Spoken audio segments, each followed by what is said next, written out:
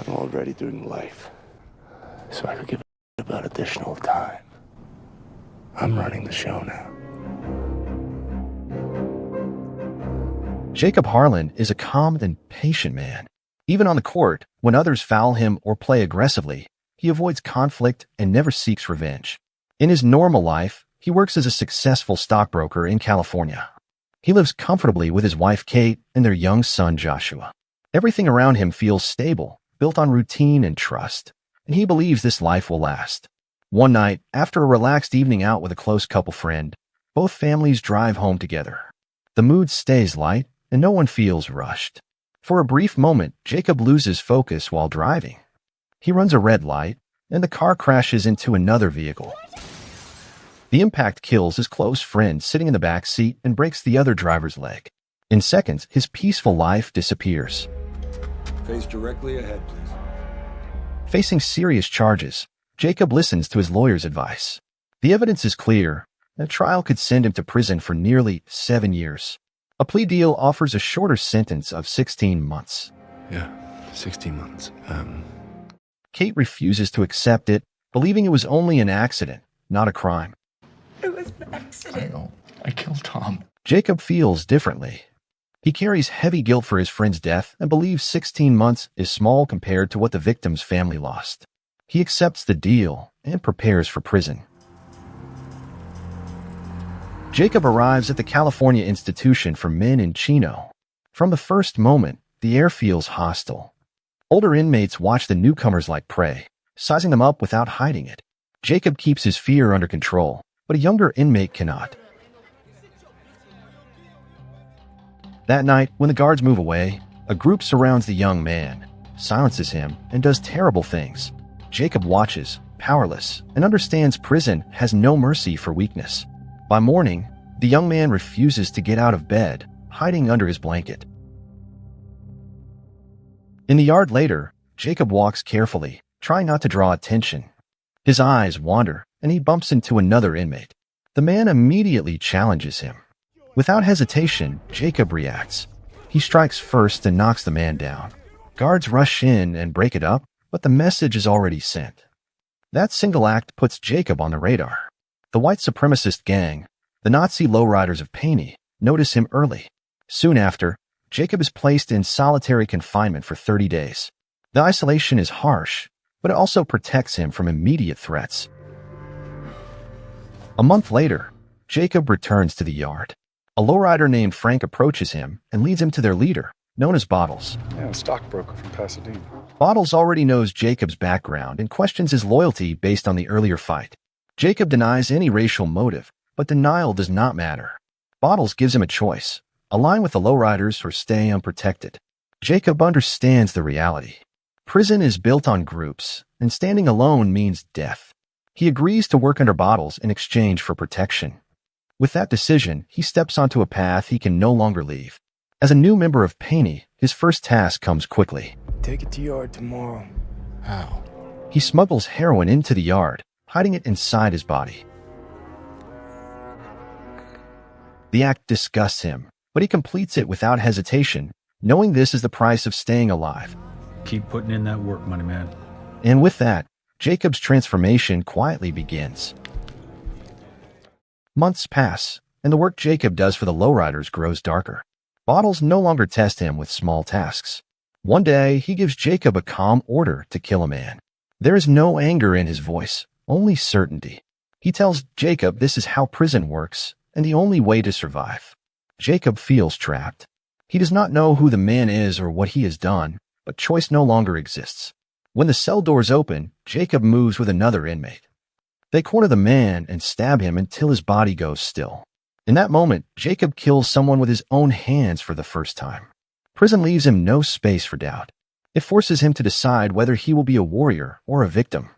Survival allows only one answer. As time goes on, Jacob rises inside the gang. He earns the name Money and builds his body into something harder and more threatening. His face changes, his posture shifts, and even his silence carries weight. He now speaks to Frank as an equal. Frank, known as Shotgun, warns the crew about a coming riot between the Mexican gang, the S's, and a black gang. The rule is simple. Stay out of camera range, avoid the guards, and leave no clear proof. Without evidence, the punishment stays limited.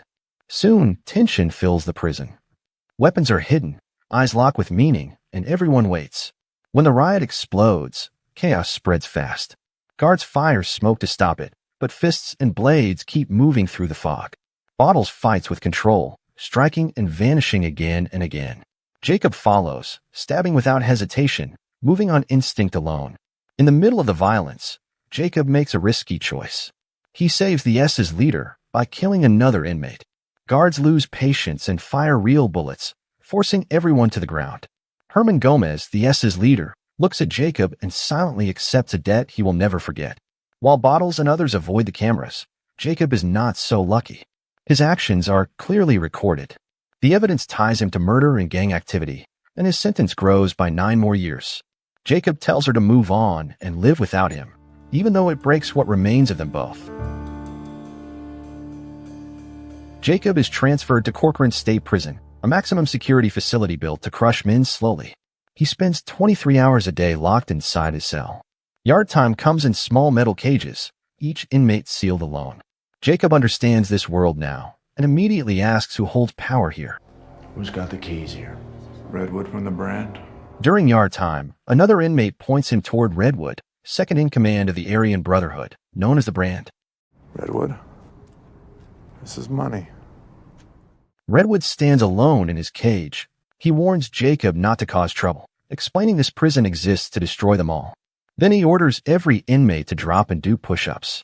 Jacob joins without hesitation, matching the pace, earning silent approval. With that, Jacob becomes part of the Brotherhood. Not long after, a divorce letter arrives from Kate, just as he once asked. He accepts it without emotion. From that point on, he trains harder than ever, shaping himself into something built only for brutality, knowing the outside world is now far behind him. With nothing left to lose, Jacob grows more violent. In the short moments before inmates are locked back into their cages, he regularly clashes with members of rival gangs. Each fight sharpens his reputation. Word spreads fast, and soon his name reaches the highest level of the Aryan Brotherhood. One day, a corrupt guard named Roberts escorts him to a private meeting with a man known as the Beast. The Beast speaks calmly, without threats or raised voice. He tells Jacob that Redwood has been sent to death row after killing a guard who refused to cooperate. Then he explains his own belief, one very different from Redwood's. This prison does not control them. It selects them. It chooses who is strong enough to lead next. Based on Jacob's fights and discipline, the Beast promotes him to replace Redwood as second in command. Even with this rise, Jacob is ordered to stay invisible. No Aryan Brotherhood tattoos, no shamrock marks. The guards must see nothing. Welcome to the family, brother. Time passes, and after serving most of his sentence, the parole board approves his release for the coming month. Robert supports the decision, claiming Jacob has no infractions. Back in his cell, Jacob allows himself a small smile as he looks at an old family photo, holding on to a quiet hope after years of separation. That hope fades quickly. Roberts returns and hands him a phone. On the other end, the Beast gives Jacob a new order. Frank, known as Shotgun, has already been released and now controls 1,000 unregistered AK-47s. He needs buyers. Jacob's task is to reconnect with Frank and work with Herman, the S's leader who has cartel ties in Mexico. Jacob hesitates. Parole means risk, and risk means losing what little freedom he is about to gain. The Beast reacts with cold anger. He reminds Jacob that his position is not normal and never will be. Then he makes the threat clear. If Jacob refuses, his family will pay the price. Jacob feels rage rise inside him, but he swallows it. He knows resistance only leads to death. He agrees.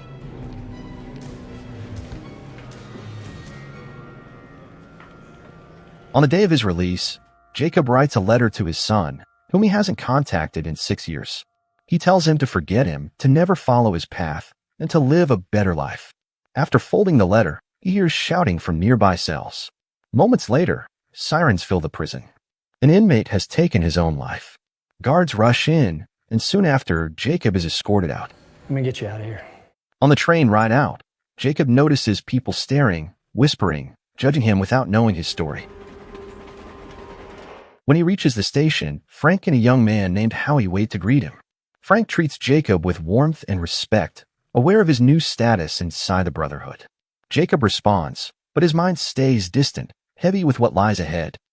Elsewhere in a city, a parole officer named Kutcher proves himself. Often underestimated, he survives a violent confrontation even after taking 2 shots to his vest. He stands his ground, shoots the attacker, and saves the girl inside. Quietly, another force enters the story, moving toward Jacob's path. Frank welcomes Jacob the only way he knows how.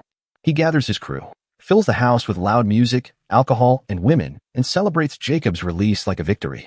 Jacob barely reacts and only asks for a car. At that moment, gunfire erupts from outside.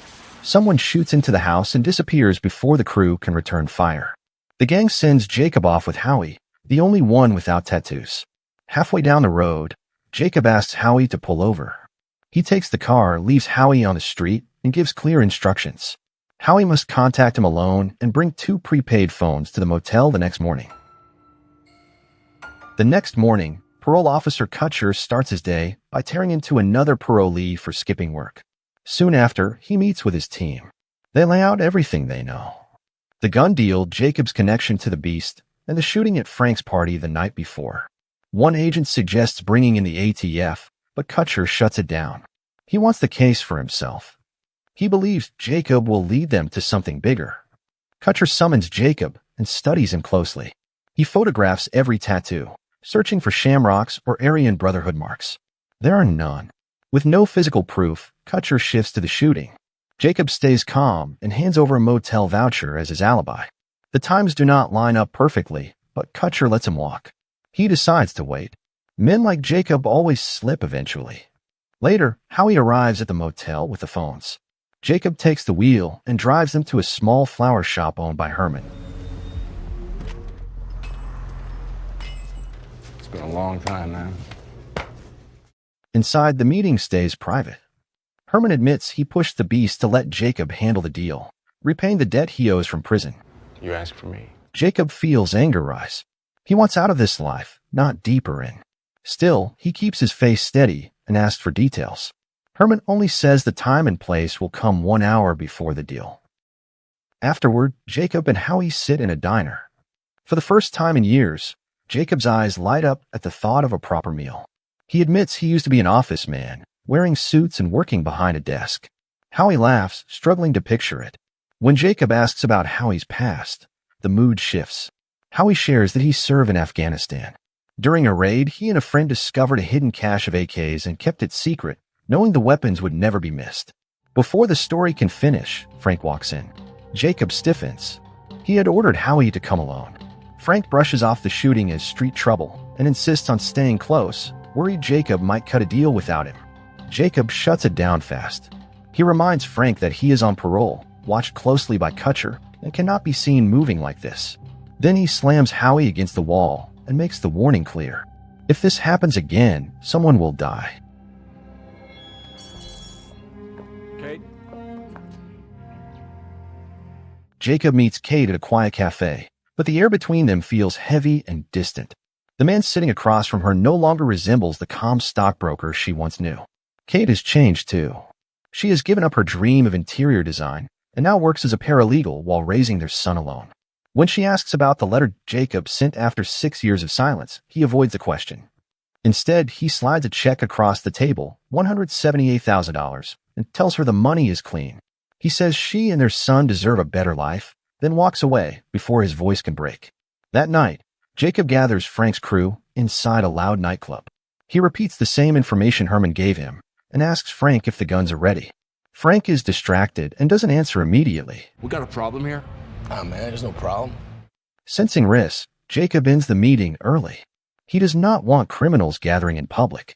Instead of returning to his motel, he follows Frank from a distance, trusting his instincts more than words. Jacob's suspicion proves right.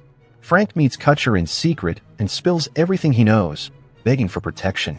Kutcher shows no mercy. He threatens to arrest Frank and his girlfriend for trafficking unless he delivers solid proof, the exact time and place of the deal. Cornered, Frank agrees to let Kutcher track his phone instead of wearing a wire. Kutcher accepts but warns him never to turn the phone off or lose signal. The next morning, Kate arrives at Jacob's motel with her son. The boy wants to see his father. I told you not to bring him, Kate. I know, but he wanted to be here. Jacob keeps his distance and says everything he needed to say was already written in the letter. The boy begs for their family to be whole again, not understanding the danger surrounding his father. Jacob snaps, telling him to think only about his future and his mother. He slams the door and collapses into tears on the other side. As they drive away, Jacob peers through the curtain and notices agents watching motel. He escapes through the bathroom window and meets Howie nearby. Jacob asks for a new car and Frank's home address, saying he will pick Frank up himself. Howie senses something is wrong, but Jacob stays silent. When Jacob asks how he met Frank, Howie explains that he and a friend planned to sell weapons they found overseas. The friend later died in combat, and his sister connected Howie with Frank, who became their link inside the U.S. Meanwhile, Kutcher waits near Frank's house, unaware of what is about to happen. Jacob drives past him in a different car and parks behind the house. He knocks on the door, acting calm. The moment Frank opens it, Jacob forces his way inside and stabs him repeatedly, demanding to know what he told Kutcher. As Frank bleeds out, he claims the shooter at the party worked for Herman. Before leaving, Jacob sends the deal's location to Frank's phone, clears the contact name, then places the phone in Frank's hand. The trap is set, and now everyone is moving toward the same ending. Minutes pass with no updates, and Kutcher's confidence starts to crack. He storms into Frank's house and finds the body on the floor, blood spread across the room. At the same time, agents rush Jacob's motel, only to discover it empty. Kutcher spots Frank's phone, still clutched in his hand. When he checks it, the message gives him exactly what he needs: a location. His control returns, and the chase is back on. Text better come through. We screwed. That night, Jacob stops at a small market. He buys a razor blade and an asthma inhaler, then slips the blade inside the inhaler, sealing his plan without a word. When he reaches the weapon's hideout, he asks the crew to call Frank. No answer. Calmly, Jacob tells them Frank may have been arrested and orders them to remove the phone battery. The crew obeys without question. Guns are loaded onto the truck, and they head out to the deal site after receiving a new location. Unnoticed, Jacob sends the updated coordinates to Frank's phone before shutting it down again. Now the police have precise latitude and longitude, and they prepare their ambush. On the road, Jacob suddenly points a gun at Howie and demands the truth. Cornered, Howie admits there are 2,000 AK-47s, not 1,000. He confesses Frank threatened him into silence. After learning where the remaining weapons are hidden, Jacob orders Howie out of the vehicle and tells him to forget the guns. Do you understand me? Yes. He takes the wheel himself and tosses the phone away. Soon, Jacob meets Herman's crew and waits for the buyers to arrive. While they stand there, Jacob tells Herman that Frank was a rat and reveals the existence of the extra weapons. He offers a private deal, just between the two of them. Herman hesitates, unsure. Before a decision can be made, the Mexican cartel arrives and the exchange begins. Police flood the scene and arrest everyone involved. From a distance, Howie watches and finally understands why Jacob forced him to jump. Jacob returns to the same prison, this time sentenced to life. Kutcher, standing proudly with the corrupt guard Roberts, offers him a deal. Testify against the beast, enter witness protection, and walk free. Jacob listens, then quietly smiles and refuses. He chooses loyalty over freedom and takes his place beside the beast once more. Later, alone in his cell, Jacob removes the inhaler from his body. The final choice now rests entirely in his hands. The next day unfolds exactly as Jacob expects. He is summoned to meet the beast in private. The beast is furious about the failed deal and demands answers. Jacob stays silent, responding only with his eyes. That silence enrages the beast, who once again threatens Jacob's family, using the same fear that has controlled him for years. Moments later, Roberts cuffs Jacob and orders him out of the cage. But fate finally shifts. Within seconds, Jacob frees himself using the hidden key. He presses the blade to Robert's neck, locks him inside the cage, and walks away without hesitation. There is no panic in his steps now, only purpose. Jacob opens the beast's cage and attacks without warning. The fight is brief and brutal. In moments, the beast lies dead on the floor. The man who ruled through fear is gone. A new power stands in the cell block. Jacob turns back to Roberts and calmly reminds him that he is serving life already. Extra years mean nothing. He asks one simple thing in return: obedience. Broken and afraid, Roberts agrees. The death is staged as self-defense, and the prison moves on. Elsewhere, Kutcher is stunned by the news of the beast's death. Even with a lead on the remaining weapons, he never realizes who truly ended it. Later, Jacob receives a letter from his son. The words are gentle and forgiving. His family has chosen to move forward, to live in peace, and to let go of the man he once was. They forgive him, even if they cannot return to him. The letter hits harder than any sentence ever could. Jacob understands the cost of every choice he made. In the yard, he trains alone, moving with quiet strength. The weak stockbroker is gone. In his place stand a hardened man, carrying both power and regret, locked behind walls he can never leave, but knowing his family is finally safe. Thanks for watching this movie recap. I hope you enjoyed the story. If it stayed with you, please leave a like, and I will see you in the next one.